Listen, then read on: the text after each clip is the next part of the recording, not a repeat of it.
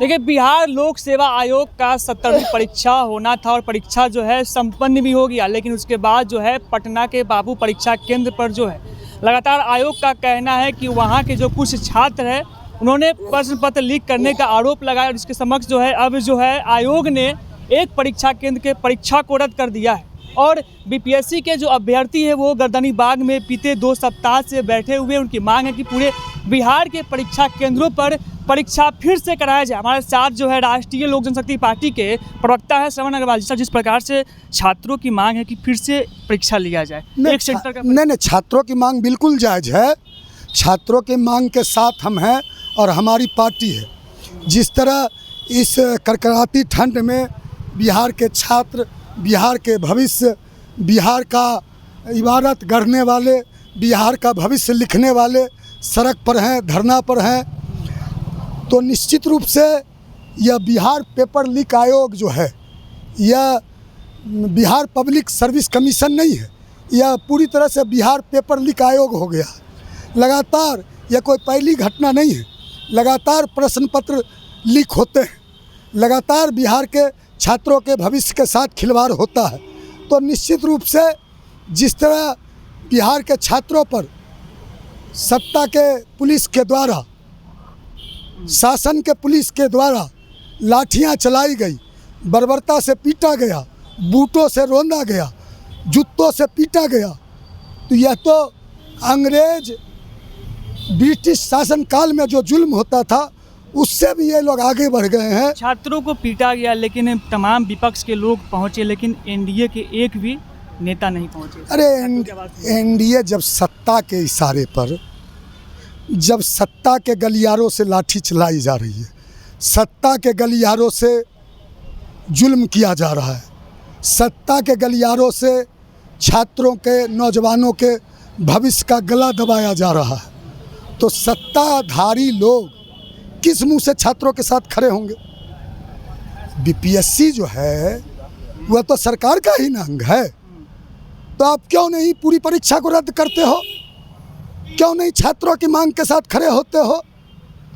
तो छात्रों ने ऐलान किया है, जब जेपी ने ऐलान किया था 1974 में, 1975 में आपातकाल जब लगा था, सिंहासन खाली करो कि जनता आती है, तो छात्रों ने भी ऐलान कर दिया है कि 2025 में हम इस सत्ता को उखाड़ कर फेंकेंगे। आप बोल रहे हैं 2025 में सत्ता को उखाड़ फेंकेंगे, आप बोल रहे हैं कि हम लगातार कि हम एनडीए के लोग हैं, आप ऐसे बोलेंगे? देखिए, बात एनडीए की नहीं है, बात यूपीए की नहीं है, बात छात्रों की है, बात बिहार के भविष्य की है, बात बिहार के हित की है।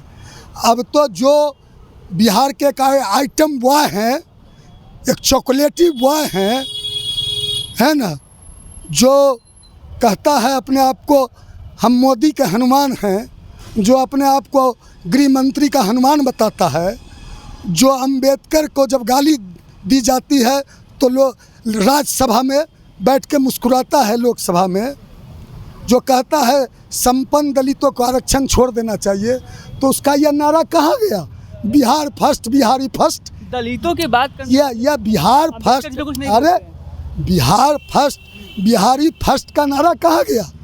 यह दोगली राजनीति नहीं चलेगी। तुम क्यों नहीं छात्रों के साथ खड़ा होते हो?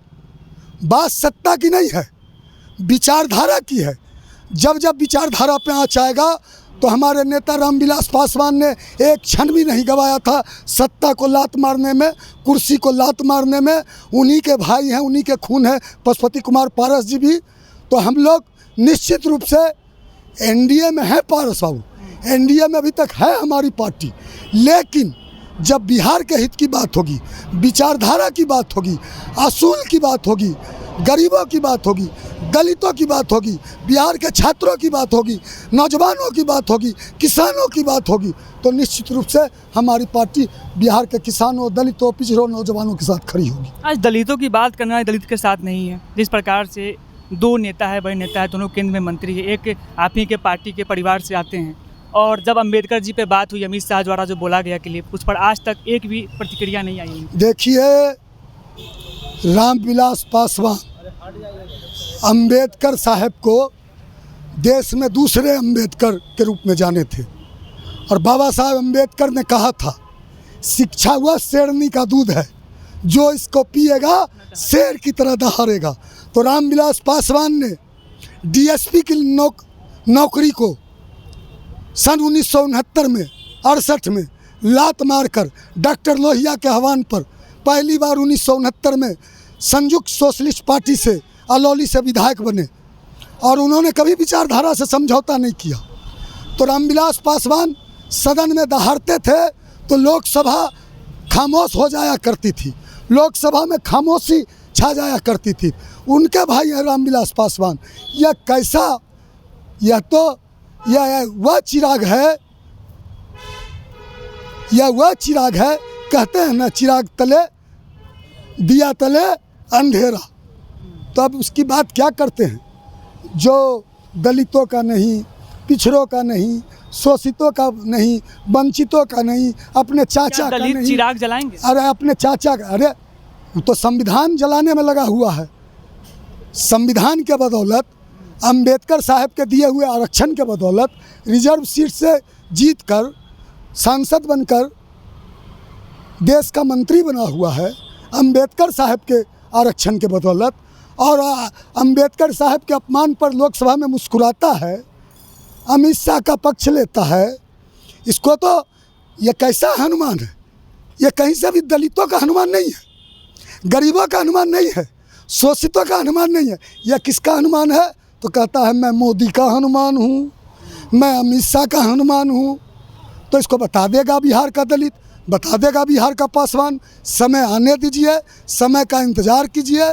निश्चित रूप से बिहार के चौकीदार, दफेदार, बिहार के पासवान, बिहार के दलित, गरीब, पिछड़ा, छात्र, नौजवान सारे लोग सड़क पर हैं, संघर्ष कर रहे हैं। साल 2025 का चुनाव आने दीजिए।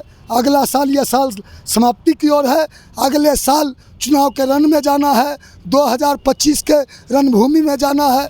उसमें हम बता देंगे, बिहार की जनता बता देगी। आखिरी सवाल लेंगे आपसे, जिस प्रकार से उस दिन भारतीय जनता पार्टी का कार्यक्रम था और उसमें देवी का एक गीत आया था, उस पर जो विरोध किया गया बीजेपी के द्वारा, बेहद ही दुर्भाग्य। अरे यार, इससे बड़ा दुर्भाग्यपूर्ण हो सकता है कुछ क्या? अब इस देश में गांधी के भजन को गाने से रोका जाएगा, गांधी के भजन को गाने पर माफ़ी मांगने को कहा जाएगा, रघुपति राघव राजा राम गाने पर माफ़ी मांगने को कहा जाएगा। तो फादर ऑफ नेशन, राष्ट्रपिता को जब गोली लगी, जब प्राण त्याग रहे थे, तो उनके मुंह से क्या निकला था? मुख से हे राम, हे राम। तो ये लोग तो अंबेडकर के विरोधी तो थे ही, संविधान के विरोधी तो थे ही, संविधान को बदलने की तो बात करते ही थे। अंबेडकर जी को ये पसंद नहीं करते। लोकसभा के चुनाव में देखा था, इन लोगों ने क्या कहा था? अब की बार 400 पार। तो देश की जनता ने सबक सिखा दिया, ला दिया 240 पर। अभी इंतज़ार करें ये लोग, ये जो संविधान विरोधी ताकतें हैं, दलित विरोधी ताकतें हैं, राष्ट्रपिता महात्मा गांधी के विचारों की विरोधी ताकतें हैं। बेहद ही दुर्भाग्यपूर्ण है जो अटल जी की, श्रद्धेय अटल जी की जयंती पे जो उस दिन पटना में घटना हुई, इसकी हम घोर निंदा करते हैं, कंडेम करते हैं। तो ये हमारे साथ थे राष्ट्रीय लोक जनशक्ति पार्टी के प्रवक्ता श्रवण अग्रवाल। जिस प्रकार से बीते कुछ दिन पहले अंबेडकर को लेकर अमित शाह द्वारा बयान दिया गया था, उसके साथ ही बीते 2 दिन पहले जो है अटल बिहारी वाजपेयी के जन्म शताब्दी के अवसर पर भारतीय जनता पार्टी के द्वारा एक कार्यक्रम रखा गया। उस कार्यक्रम में जो है लोक गायिका देवी ने गाना गाया था और इस गाने में जो है ईश्वर अल्लाह तेरो नाम पर जो है भारतीय जनता पार्टी के लोगों ने इसका विरोध जताया था। इसको लेकर तमाम बातें को श्रवण अग्रवाल के मुख से सुन रहे थे। इतना ही, रोशन कुमार, राष्ट्रीय सागर, पटना।